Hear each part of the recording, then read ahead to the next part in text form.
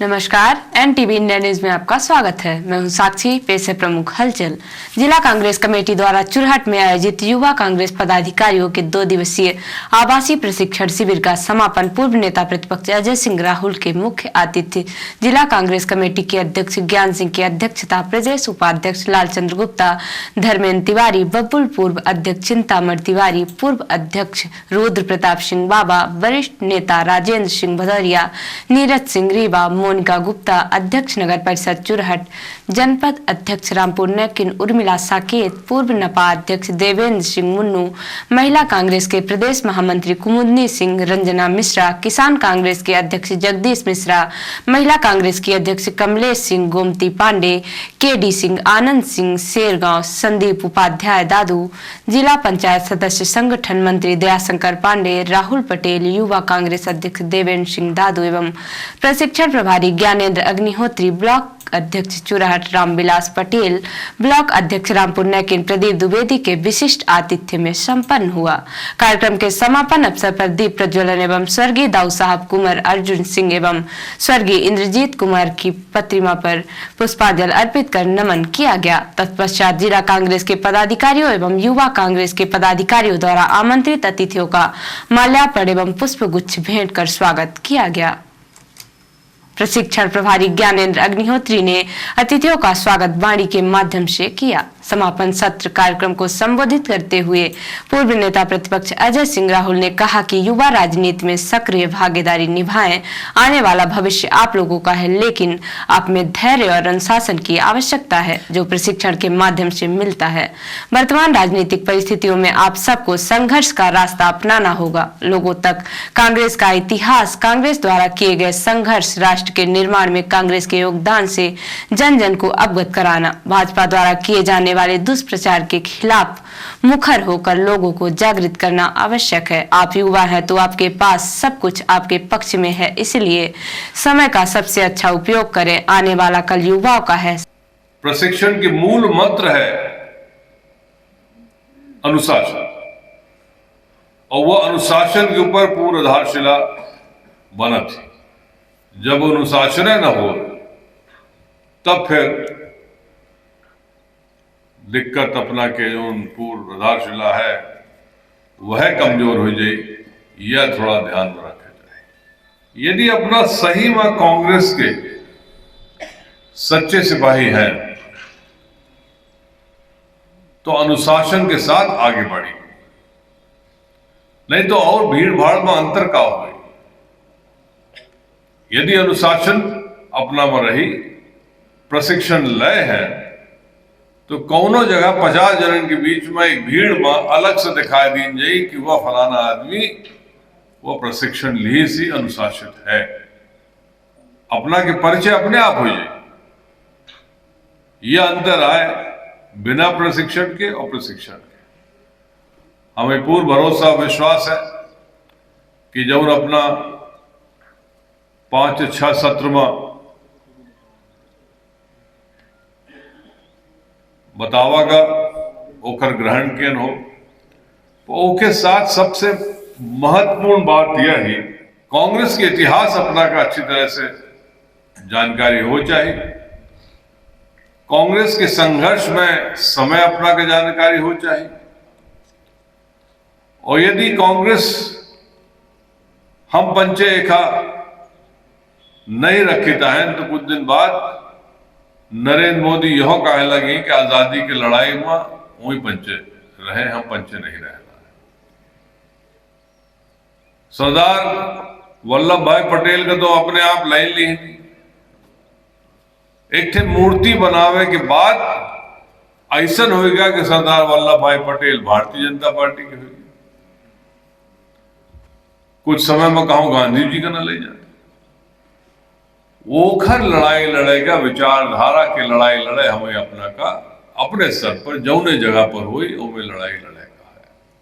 समापन सत्र को संबोधित करते हुए जिला कांग्रेस कमेटी के अध्यक्ष ज्ञान सिंह ने कहा कि प्रशिक्षण के माध्यम से जिला कांग्रेस कमेटी ने एक छोटी सी पहल की है कि युवाओं को प्रशिक्षित कर उनमें ऊर्जा, अनुशासन एवं धैर्य का भाव जगाया जाए। युवा कार्यकर्ता कांग्रेस की रीढ़ हैं।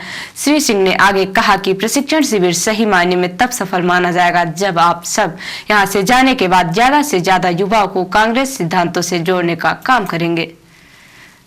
समापन सत्र के कार्यक्रम में रीवा से पधारे धर्मेंद्र तिवारी, बबुल, प्रदेश उपाध्यक्ष लालचंद्र गुप्ता, पूर्व अध्यक्ष चिंतामण तिवारी, संदीप उपाध्याय, दादू ने भी अपने महत्वपूर्ण सुझाव और विचार व्यक्त किए। कार्यक्रम में पधारे सभी अतिथियों का आभार युवा कांग्रेस अध्यक्ष देवेंद्र सिंह दादू ने व्यक्त किया।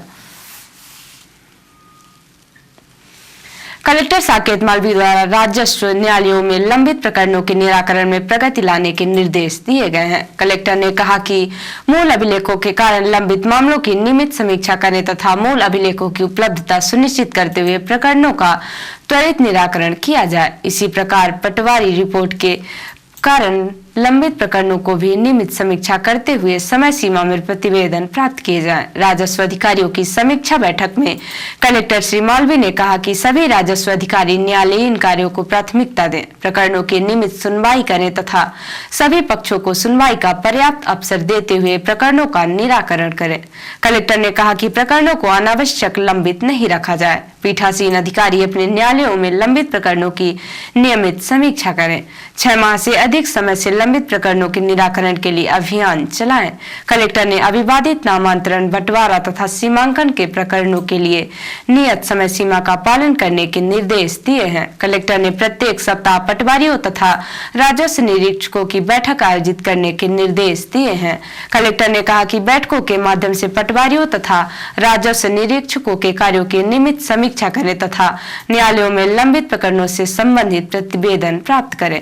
इसके साथ ही सीएम हेल्पलाइन के प्रकरणों के निराकरण की जिम्मेदारी भी पटवारियों तथा राजस्व निरीक्षकों को सौंपी जाए। पटवारी हल्कावार शिकायतों को पटवारियों को देते हुए उनका निराकरण सुनिश्चित कराएं। कलेक्टर ने कहा कि विभिन्न माध्यमों में सार्वजनिक रास्तों में अतिक्रमण, शासकीय भूमियों पर अतिक्रमण की जानकारी प्राप्त हो रही है। ऐसे आवेदनों पर संबंधित तहसीलदार या उपखंड अधिकारी त्वरित निर्णय लेते हुए अतिक्रमण हटाने की कार्यवाही करें। कलेक्टर श्री मालवीय ने दंड प्रक्रिया संहिता 1973 के प्रावधानों के बेहतर उपयोग से लोक परिशांति भंग करने वाले आपराधिक प्रवृत्ति के व्यक्तियों के विरुद्ध कठोर वैधानिक कार्यवाही करने के निर्देश दिए हैं। बैठक में अपर कलेक्टर बी.के. पांडे, उपखंड अधिकारी Majhauli Suresh Agrawal, Gopad Banas Nilesh Sharma, Kusmi R K. Sinha, Churhat SP Mishra, deputy collector Shreyas Gokhale सहित समस्त तहसीलदार एवं नायब तहसीलदार उपस्थित रहे। 17 दिसंबर को पेंशनर दिवस के मौके पर मध्य प्रदेश विद्युत पेंशनर हित रक्षक संघ के पदाधिकारी और सदस्य सहायक अभियंता कार्यालय में एकत्रित हुए और पेंशनर दिवस का जश्न मनाया। लेकिन इस दौरान मध्य प्रदेश विद्युत पेंशनर हित रक्षक संघ के सदस्य और पदाधिकारी सरकार द्वारा उनकी पेंशन सहित अन्य मांगे न माने जाने के कारण निराश भी नजर आए। आयोजित कार्यक्रम के दौरान मध्य प्रदेश विद्युत पेंशनर हित रक्षक संघ के भीम सिंह ने संघ के सदस्य और पदाधिकारियों को संबोधित करते हुए कहा कि यह सरकार अब हम सब की मांगों को मानने वाली नहीं है। इसके लिए हमें आपको कड़ा संघर्ष करना पड़ेगा। कार्यक्रम के दौरान मौजूद विद्युत विभाग के अधिकारी ने एनटीवी न्यूज को पेंशनरों के मुद्दे पर पूछे गए सवाल का जवाब दिया और कहा कि इनका पेंशन का मामला सरकार का पॉलिसी मैटर है, उसमें सरकार को ही फैसला करना है। ये पेंशनर एसोसिएशन का वो है। पेंशनर एसोसिएशन ने एक अपना यहाँ पे अपने धरना प्रदर्शन किया है और 80 साल से जो ऊपर के हो गए हैं पेंशनर, उनका एक सम्मान निधि भी है। तो एक तरीके की इनकी कई मांगे हैं, डीए को लेके हैं कि महंगाई राहत नहीं मिल रहा है और बहुत सारी जो इनके अपने पेंशनर एसोसिएशन की कुछ फिक्सेशन और वो सारी चीज़ें हैं जो इनको अभी तक नहीं मिल पाए हैं, उसके संबंध में अवगत करा रहे हैं। उसका एक मतलब औपचारिक रूप से ये अपनी चीज़ों को सजग रखना चाहते हैं, सभी एक्टिव रहना चाहते हैं। क्योंकि क्या वजह है सरकार इनकी मांगों पे ध्यान नहीं दे रही है, लंबे समय से परेशान हो रहे हैं? ये इस पे कुछ आधिकारिक तौर पर कमेंट कर पाना वो नहीं है, क्योंकि अब ये सरकार की पॉलिसी है और क्या उनका मंशा है वो तो डीए जो कर्मचारियों की है और पेंशनर का है उनमें थोड़ा सा अभी अंतर तो है ही। अब उसके लिए सरकार विचार और इनके माध्यम से जो भी चीज़ें जा रही हैं ऊपर तक, वो विचार करके वो करेंगे। मध्य प्रदेश विद्युत पेंशनर हित रक्षक संघ के पदाधिकारी भीमसेन सिंह से एनटीवी इंडिया न्यूज ने उनकी मांगों के संबंध में जानकारी चाही तो उन्होंने कहा कि सरकार हमारी मांगों को लेकर सकारात्मक नहीं है, लेकिन हम लोग अपनी मांगों के लिए आंदोलन प्रदर्शन करके संघर्ष कर रहे हैं। यदि सरकार हमारी मांगों को जल्द पूरा नहीं करती तो उसे आने वाले चुनावों में इसका नुकसान उठाना पड़ेगा। आंदोलन प्रदर्शन है, लंबे समय से चल रहा है। सरकार इस ओर क्या कोई सकारात्मक कदम उठा रही है या नहीं, क्या दिखता है आपको, क्या लगता है? सरकार की ओर से अभी कोई सकारात्मक कदम नहीं दिख रहा है। माननीय मुख्यमंत्री महोदय से भी ज्ञापन उनको सौंपा जा चुका है, उनसे भी निवेदन किया जा चुका है। माननीय ऊर्जा सचिव से भी निवेदन किया जा चुका है। ऊर्जा सचिव की मंशा अभी महंगाई भत्ता देने की नहीं है, उनका कहना हमारे पास फंड नहीं है। हम लोग की ये समझ में नहीं आ रहा, हम लोग बिजली विभाग के कर्मचारी अधिकारी सब मिलकर पैसा वसूलते हैं और पैसा ला के शासन कुछ खाते में जमा करते हैं। ये पैसा शासन का कहाँ जा रहा है ये हम लोग के समझ में नहीं आया, इसलिए हम लोग काफ़ी दुखी हैं।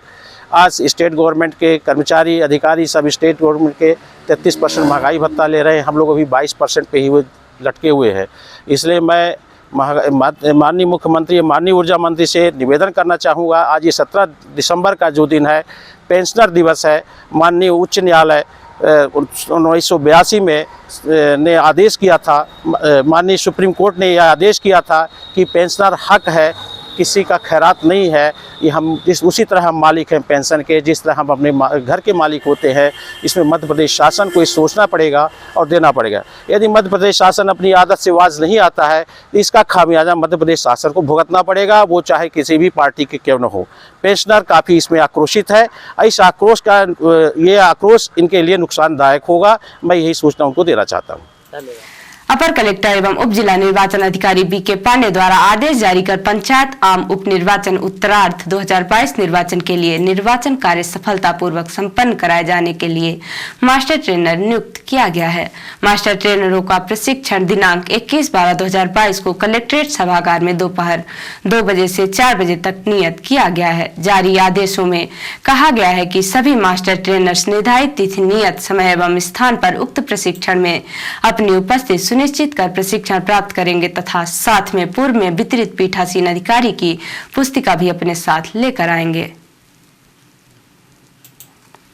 पुलिस अधीक्षक श्री मुकेश कुमार श्रीवास्तव के निर्देशन अतिरिक्त पुलिस अधीक्षक सुश्री अंजुलता पटले, उप पुलिस अधीक्षक मुख्यालय अनस कुमरे के मार्गदर्शन, थाना प्रभारी कोतवाली उप निरीक्षक योगेश मिश्रा के कुशल नेतृत्व में कोतवाली पुलिस ने मोबाइल चोरी के आदतन अपराधी दिनेश प्रजापति पिता फत्ते प्रजापति उम्र 30 वर्ष निवासी सपनी दुआरी थाना जमोड़ी को गिरफ्तार कर उसके पास से चोरी के 21 नग मोबाइल जब्त कर आरोपी को माननीय न्यायालय के समक्ष प्रस्तुत करते हुए जिला जेल सीधी दाखिल कराया गया है।